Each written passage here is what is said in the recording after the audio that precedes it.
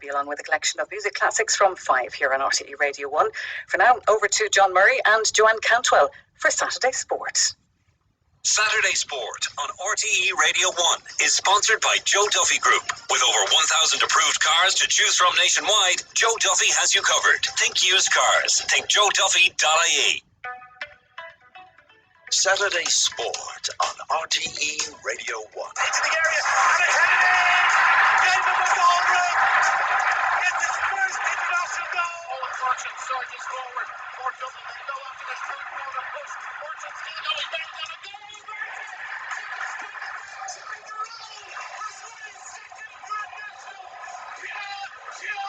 It was just incredible to walk down, 18 crowds going wild, singing all day, but I couldn't believe what was happening to me. Jordan Roberts from the line, right time, Aaron Duffy with a shot! Duffy with a goal! They're so forward to the right! As sport continues to return throughout the country and pretty much around the world, many things have come to a halt now in Kildare, Laois and Offaly. Their great Johnny Doyle, Offaly sharpshooter Brian Carroll and Dr. Jennifer Pugh from Irish Horse Racing join us to discuss the impact of localised lockdown. Golf's first major of the year has already produced plenty of twists and turns. Shane Lowry and Rory McIlroy will be around this weekend, and after a second round that included a run of 4 straight birdies, only to be undone by a triple bogey, McIlroy believes he still has a chance to contend. Was feeling good 3 under through 11. It went very much from thinking I'm right on the cusp of getting into contention to just trying to make the cut. So I was happy with how I responded. Greg Allen and Doug Ferguson will update us on what's happening at the USPGA. And with the first major of 2020 in women's golf just a couple of weeks away, Leona Maguire joins us to talk about her ambitions. It's Fergal, the second attempt. My goodness me, he made another mistake. And it's Jesus this time. And Manchester City may well have put this beyond the reach of the European aristocrats. Yes, Manchester City march on in the Champions League. Dundalk's League of Ireland defence has been further derailed. The WNL finally returns and the FAI's latest marathon meeting. Plenty to discuss for Alan Cawley, Lisa Fallon and Tony O'Donoghue. We'll also have athletics with Frank Creeley, snooker with PJ Nolan, and so much more to come as well. Text us on 51551 or on Twitter, it's @SatSport RTE. Okay, Brian, in the World Snooker Championships at the Crucible in Sheffield, the latest scores in this afternoon's matches. Jamie Clark leads Anthony McGill by 7 frames to 2. And in the match we're just watching on the monitor here, it's an intriguing clash between Ding Junhui and Ronnie O'Sullivan. And currently, Ding leads by 6 frames to 5. In the earlier matches that resume tonight, Kieran Wilson carries a 5-3 lead over Martin Gould, and Neil Robertson carries a 5-3 lead over Barry Hawkins. Those matches, as I say, resume at 7 tonight, and we're going to discuss some of the snooker now. Alan Cawley is staying with us. He's been a 5-time visitor to the Crucible, not to play it, admittedly, just to watch. I was wondering where you're going with a 5-time. I wasn't bad at me day now if I had to stick at the snooker, John, yeah. Right, okay. Misspent you, Yeah. Cawley. Yeah. And we're also delighted to be joined by Carlow-based snooker coach PJ Nolan. PJ, good afternoon. Hi, how's it going? And PJ, your assessment of week 1? Oh, it's been really excitement. It started off with the crowd in the audience on day 1, and then the government in England stopped anyone coming into to watch any sport. So they've been playing behind closed doors, but the standard has been unbelievable with shocks and it's been great for everybody, and the coverage has been fantastic as well. And not having a crowd, the crowd obviously can't make any noise. Well, they can at the end of a frame to applaud the winner of the frame or what has happened on the table, but behind closed doors, does that give it a different feel altogether? The players are saying it does, but what they are actually doing now, they're doing like football. They're recording the crowd, and they're playing it when some breaks are on, or at the end of a frame they're applauding.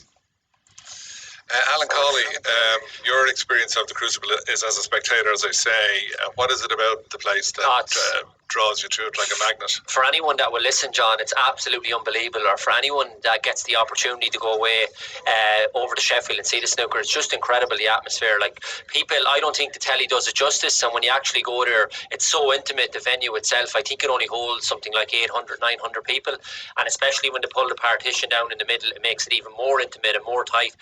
The crowd are so close to the table as well. So even though you would look in from the outside and think, well, the crowd doesn't really affect it, or the game's behind closed doors, if any sport is going to get away with it, definitely snooker would. I actually think it does impact it massively, and for me it hasn't been the same watching it. Now the snooker, as PJ said, on the table has been absolutely brilliant, but the atmosphere is so unique and so special, particularly at the Crucible, more so than any other tournament, that it definitely has impacted it. Because you look at any of the close frames, and we've had a lot of close frames and close matches, some of them going 13-12, 13-11, particularly when it gets down to that nitty-gritty stage and they start missing a few and the pressure comes on. Because what people don't realise as well about looking at the television coverage is the camera is so close as well that it's almost... For the players taking the shots, I couldn't believe it when I was over there the first time. The players taking the shots, how they're not put off by the camera, because it's literally in their face behind the pocket. But their concentration levels are so good, and then they're so good themselves. But it's an amazing place, amazing tournament. We're getting down to obviously the business end now, nearly hitting the quarter-final stage. But up to now, the games have been good, but I still think it's missed without the crowd. All right, okay. PJ, let's talk about Ronnie O'Sullivan, because his first round match was the shortest ever match in the history of the World Championships at 108 minutes. He beat Thai player Tepchayu Unu by 10 frames to 1. How good was he? Oh, it was. I think one of the best two sessions ever. Like, that was the two fastest players on the circuit at the moment. The Thailander guy is averaging 16 seconds per shot, but Ronnie just didn't give him a chance. One little mistake, or even the break off, and Ronnie just jumped on him and just kept on top of him. And Ronnie O'Sullivan is probably the best front runner there's ever been. So when he does smell blood, he just goes after you. And the young player, who is an amazing player, just didn't have anything to come back against him. And it's interesting because in the interviews he's been giving in the course of the week, he mentioned the fact that he may not be at 100%. In fact, he reckons he's at about 70%, but he likened himself to Tiger Woods and Roger Federer, but he said 70% was probably good enough. He's probably the master at under talking himself. If he went out and made 7 centuries in the match, he'd come in and say, it was okay, but I could do better. Where another player would come in and say, that was the best I've ever played. So he's always talking it like that, but he is going to be thereabouts. Like, the match against Ding is going to be the classic. I think it'll go to the last frame. I think if Ding can take him, Ding could go the whole way this year. Well, I'm just looking at it here, and Ding Junhui has accumulated a break of 75, and O'Sullivan needs snookers, and it means that Ding Junhui will have a 7-5 lead. That's significant, Alan. It is, but in these long format matches, they suit us 25 frames. Yeah, of course. They suit O'Sullivan as well, John, because in games where it might be the best of 9 or the best of 7, you see some of the tournaments now. In these long these long formatted matches, it definitely suits O'Sullivan, because even though he might have a poor session or he might lose a session, he still has the opportunity to come out. And obviously, this is 3 sessions, this match. So even though he's 7-5, he's still within touching distance. He can reel off frames so quickly. But Ding, to be fair, is playing very well. Ding's a brilliant player. There was a time when I think O'Sullivan beat him in one of the big finals. It was 10-0 or 10-1, almost humiliated him. And I remember Ding crying in the corner. But he's grown up a lot since then, and he's built up a lot of character and resilience. And it would be great, because the talent that Ding has, it would be amazing for the game if he was to win a World Championship. So I wouldn't be surprised to see him beat Ronnie O'Sullivan. I know, as Paige is saying there, and you outlined the quotes, that he's always playing himself down, and he is O'Sullivan. And sometimes I think even though he's such a brilliant name for the game and a brilliant character, we all know that. Sometimes I think he thinks he's above the game as well. He's a bit disrespectful towards the game at times as well, John, which I don't particularly agree with, and especially all that game has given him. And he almost feels as though the game wouldn't be as good without him. I think that's absolutely nonsense, because you have a serious amount of talented players as well, and Trump and Robertson and Selby and all those boys, and the game would be fine just without Ronnie O'Sullivan. But of course, as everybody knows, when he's in it and when he's on his day, he does bring a different dimension altogether to it. Well, they're taking their half-session break now because Dean has just won that frame, so it's 7 frames to 5 in his favour. PJ, how disappointed should we be that there isn't an Irish presence there in this week and next? And we seem to have lost contact with PJ. We'll take a break, and we hope to talk to him in a moment. Saturday Sport on RTE Radio 1. Okay, Brian, we've re-established contact with snooker coach PJ Nolan. PJ, are you there? Yes, I am there. And PJ, just how disappointed should we be that there isn't an Irish presence? Over the years we've been treated to great days and great nights at the Crucible, but how disappointing is it? It's disappointing that we haven't got it, but we did have 4 players in the qualifier. We had Ross Bulman from Cork, who's a young little player coming through. We have Aaron Hill, who's the newest Irish professional. So he played in as well, and he'll be professional for the next 2 years. And then they were joined by Ken and Fergal. Fergal got the best. He got to the last round, and he lost to Langman Bow in the decider. So it was very close for Fergal O Brien. Actually, Langman Bow made 141 break in the decider to beat him. Ken got to round 3, and young Aaron and Ross were beaten in round 1, but very close. So the future is good. It's just the standard is so high. So for Aaron and Ross now, you say Ross is professional for the next 2 years. Explain that. Aaron, I beg your pardon. Aaron is professional for the next 2 years. Explain that. So Aaron Hill won the European Championship in Portugal just before the lockdown. And so when he won the Europeans, he went professional for the next 2 years. He also won the under-18s last year. And this year he won the 18s and 21. So he became the first junior ever to make the double. And now he'll start his professional career in a month's time. And he'll have 2 years then, in other words? He'll have 2 years, and basically he has to win enough matches to keep his pro ticket. And will he be taking part in all the major tournaments? All the events, yeah. So it's up to him essentially. And has he the ability to get to the He's unbelievable talent. Yeah, he's unbelievable talent. He's a fantastic break builder. He's improving his safety. He can play under pressure. In Portugal, when he won the 18s, he was the favourite then to win the 21s, and he just steamrolled everybody. And to win that, he beat the best English, Welsh, Scottish, all the best juniors. And so he's starting his pro career at the right time. And with Ken and Fergal, hopefully Ken can stay on the tour. At the moment, Ken is actually off the tour because he didn't get enough wins this year. But basically, Fergal has qualified, as far as I know, to stay on the tour for another 2 years. So having Ken by Aaron's side will give him good confidence as well, because he can go and talk to the boys at the tournaments, and that'll be very important. For young Aaron now as well, John, this is what Barry Hearn has changed for the game of snooker, because there's opportunities for them all with all the tournaments, and his view on it is that because you're a professional sports person, you should be playing every week. So that's why there's tournaments all over the world. It might be different for the likes of Ken and Fergal, who are coming to the latter stages of their career and not going to every tournament. Or you might see O'Sullivan again used to criticise the fact that there was tournaments all over the world and he doesn't want to play, and he picks and chooses some of his tournaments. But for the likes of young lads starting off, and the likes of Aaron and Ross, there's so much opportunity for them now to go and play in all these tournaments, and obviously earn a few quid hopefully, and do well in the tournaments, and obviously keep the card.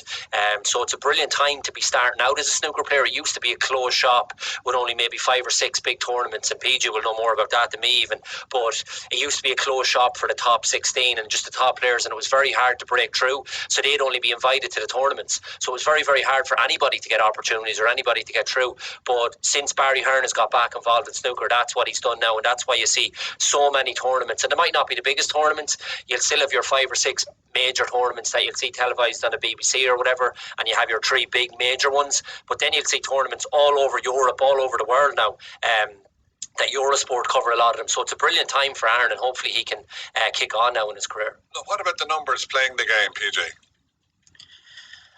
We have some good numbers. The big issue in Ireland is the clubs. There's not as many clubs as they were because of like real estate and the price of everything around the cities. But we do have a good followers in our tournaments, and in our tournaments we run men's and lady tournaments, and basically we probably would love extra numbers, but we at the moment our players are achieving unbelievable results on the table. So hopefully we will get more, and with Irish Snooker now we're starting the schools program, so hopefully going into the schools when the COVID-19 kind of goes behind us, we can start all that again. So the future is good. The numbers, we wish the numbers were more, but at the moment where we are kind of, and that I think that's what everybody sees, like no Irish player in Crucible, but the standard is so high around the world now. Like he's talking about Barry Hearn. Barry Hearn has given a 14-year-old from Ukraine a professional ticket for the next 2 years. 10 years ago, they probably didn't even play snooker. But he's a very, very good young player. He's won the European 6 Reds. And every country is looking to be the next Ken Doherty. We have a fantastic role model, which is Ken Doherty. We have, in Ireland, we have Ken Doherty, we have Fergal O Brien, and we have Sean Murphy living in Ireland at the moment. And, you know, if our players want role models for anybody, they couldn't pick 3 better people. The problem is that everybody looks for Ken, for what Ken's results were over the years. And even with Aaron coming through now, he is going to be looked at as the next Ken Doherty. But it's a hard enough sport. The boy from Ukraine has nothing to prove, so maybe the pressure's off. But the players, like even in Scotland, they're looking for the next John Higgins or the Stephen Hendry. But it's very hard to find that crew. But it also must be difficult to make a living out of the game if you're not, winning tournaments, even if there are plenty of them. Yes, and in snooker, what Barry Hearn says, if you win the match, you get money. So basically, you could go over to a tournament in Swansea for the Welsh Open, and you go and you lose 5-4 on the last ball, well, you get 0, and the other guy gets 10 grand. So basically, all the way home on the ferry or on the flight, you're thinking about that. And if that happens a lot, the confidence in the player becomes low, and then all of a sudden it's harder to perform. If you look at this year, they have a couple of kind of guys that broke through, and Kurt Mafflin is a fantastic player, but he's been a fantastic player for the last 10-15 years. It's just this week now he's broke through. Jamie Clark has lost his pro ticket card about 15 times over the last 10 years to be a professional. So every time he had a professional chance, he lost. And everybody was saying he's never going to be professional. Now he's a couple of frames from getting to the quarterfinal. And that's what snooker can do. It's so mentally strong. And if you're confident, you can do amazing things, because every single player can do 100 breaks in practice. It's only what everybody sees about the Ronnie O'Sullivan and the Dings and the Judd Trumps and all these guys. But to do it on the big stage is the beauty, and that's why they're so talented. Alan, you'd agree? Absolutely, yeah. It's something similar you see with the golf, like when you had Tiger Woods dominating everything, and you had Hendry in the snooker. Nowadays, you see so many different winners of the tournaments because the talent is just unbelievable, John. And like PJ's obviously pointing out the Ukrainian lad, but there's Ding now. There's 200 million people watching Ding over in China, and that's the level of, I suppose, demand for the game over there now, and so many young players coming through from that part of the world, and that's why you see Barry Hearn bringing so many tournaments over to that part of the world as well. So it is growing, but certainly for a young lad, it can be difficult, obviously, to break through, but I think it's a really good time for a young lad because if there's so many opportunities. Obviously, it's hard, but like all sports, it's always hard to break through, but if you're good enough, you will come true. And PJ, you've quite a track record of international coaching. You've been in the Middle East, showing them the way, let's say. Yeah, I was a guitar coach for about 9 years, and I travelled the world with the team, and it was fantastic around Asia. And to see what's happening in Asia snooker. You could see what was happening 10 years ago because they were putting academies and they were doing all, and the coaches were out there, and now it's becoming really big sport. And in most sports in most countries, it's kind of a half Olympic sport. So basically, they get Olympic funding, so the coaches are paid and all of that stuff. But in this part, it's not Olympic sport, so we don't get the funding. But through Sport Ireland, we do get funding, and we're in Ireland. We're trying to get the next Ken Doherty, to get players on the main tour to win European titles. Like we've won 3 European titles in the last 2 years. So like, and every country is doing what we're doing. It's just that we have the best players at the moment, and hopefully it'll stay. But every country is trying to make the best players. And Ding opened his own academy in England, in Sheffield, last week, and it has 18 tables, and it's nearly as big as Croke Park. There's plenty of room between the tables, so and everything, the lighting and everything is there for players to go over and to base themselves in Sheffield to prepare for tournaments. And I just wonder, how many professional snooker coaches are there? Are you a select bunch? I'd say there's about 1,000 snooker WPBSA, which is the World Professional Snooker Association coaches around the world. In Ireland, I mean. In Ireland, there's 3. Right, there's 3 world. So you're one of 3 coaches. So that explains, yes. So and that again would be based on the numbers that are wishing to play the game, essentially. Yeah, and like in Irish snooker, we got 2 levels. We've got an intro level, which we've got 75 coaches, and basically they're like talent scouts and in all the clubs. So if they see something, they can kind of pinpoint a player, and then we have a level 1 coach, and that's all done through Coach in Ireland. Basically, in the level 1, we have 21 coaches in level 1. So basically, we have a lot of coaches in Ireland. And basically, like, we're all working together, and hopefully we will achieve what we want. Will we ever produce a world champion again? That's what I want to know. We'll do our best. But like I said, Scotland would love to have, when John Higgins retires, they would love to have a world champion. It might be a long time again before they have a world champion. England have Trump, have Ronnie O'Sullivan, Mark Selby. Wales have Mark Williams. So, we wish that we had Ken Doherty still, but Ken Doherty is still an amazing player in practice. In tournaments, he still is playing very, very good. It's just that the other players are younger and more hungrier and just getting the little bit of run when Ken wants it. It just goes to show as well, John, the level of achievement from Ken, and people might not, I suppose it's good that we're having this chat about snooker, because people might not realise that, like, what he has achieved in snooker has been nothing short of phenomenal. And people talk about Brian O'Driscoll, Pádraig Harrington, Roy Keane as being 3 or 4 of our greatest sports people, and rightly so, but Ken is right up there as well in terms of what he did in the game of snooker, and still obviously competing, and as Pete just says, a brilliant role model for young people as well in the game. So people should never ever forget that, because it's been so long now since we've had a world champion. You've asked the question, will we ever have one? We might never have one, and for Ken to achieve all that he has achieved, as I say, it's nothing short of phenomenal. I'm a little bit biased because I know him as well, but he's a brilliant fella also, but the level of achievement is unbelievable. Finally, back to... He beat... Go ahead, PJ. Sorry. And he beat Stephen Hendry in that final as well. So indeed, yes. Yeah, the greatest. What a night. And PJ, back to the World Championships. Who's your tip? Who's going to win? I think Trump is going to win. That's my call before it. But we'll have a qualifier for the first time in the semi-final this year. We either have Jamie Clark, Anthony McGill, or Kurt Mafflin in the semis, and it's a fantastic opportunity for one of them to break through.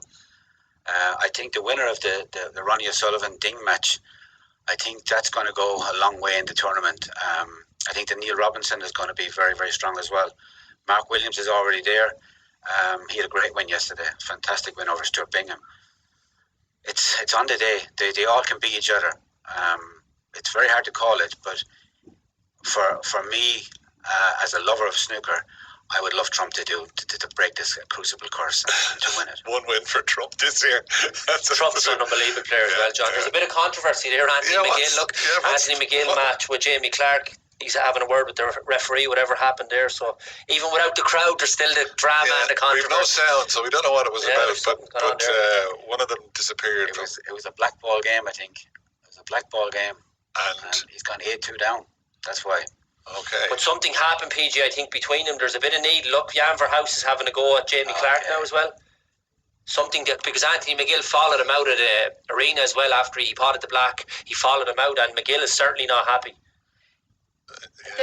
Apparently, what's happening is that Anthony McGill is claiming that Jamie Clark was trying to be in his eye line when he was playing. So that's apparently what the claims are. I see. No. The plot thickens. Well, PJ, continued success. Hopefully, you will produce, not a world champion, a tournament champion, let's say. That would be a realistic... I can just tell you one more thing, that in the 2 days after the World Championship in the Crucible, the World Seniors is going to be held. And there's a fantastic lineup for that one. You're going to have...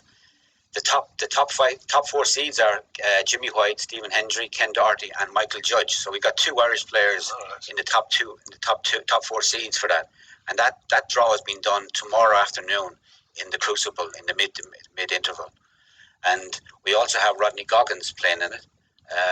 And we have Patrick Wallace from Northern Ireland, Leo Fernandez, Dennis Taylor, Joe Johnston, Tony Knowles, Tony Drago, Peter Lyons, great names, Nigel Bond. Great names from the epic days. Great names the glory days, John. The glory days. The glory days. And for Michael Judge and for Rodney Goggins to play in the Crucible is like Michael Judge has played in the normal World Championship, but Rodney Goggins from Wexford, it'll be his first time walking down them steps into the Crucible, and it'll be fun. And that's televised on BBC as well. So the coverage is amazing at the moment on snooker. And I've walked down them steps, John. Let me tell you, it's amazing. It is. I have walked down those steps, and it is the Crucible is a special place. One final question to you, Alan. What's your highest break? 53. 53? When I was 11. When you were 11? There you go, yeah. So what happened? I lived in the snooker hall. What went wrong? Football. Football started, John. I see. Yeah. So I should have stayed in you snooker. You were knocking in breaks at 53 at 11 years of age. My dad used to run a snooker club. That's why I love it so much. It was my first love even before football. Where was that? The CYMS in Sligo Town. The town hall, and we used to live in it. And that's another thing maybe why you don't see champions now. There's so many more opportunities for young fellas now, and probably it's not fashionable to be seen in a snooker hall maybe or whatever, whereas back then, because he was running it and he used to have so many lads, and it was a brilliant place for keeping lads out of trouble and keeping them off street corners and stuff like that. So yeah, it was a brilliant place. 53, I used to live in it. Dawson School, all sorts, John, and maybe I should say that. 7 blacks and 6 reds. So you're expecting him to remember the whole composition? Well, I still do. That's why I love it. And I've been over 5 or 6 times to the Crucible, and it is an amazing place. Right. Alan, thank you for filling us in on your other hobby. And thanks also to PJ Nolan, and continued success with your coaching, PJ. Thank you very much. Let's have a check-in.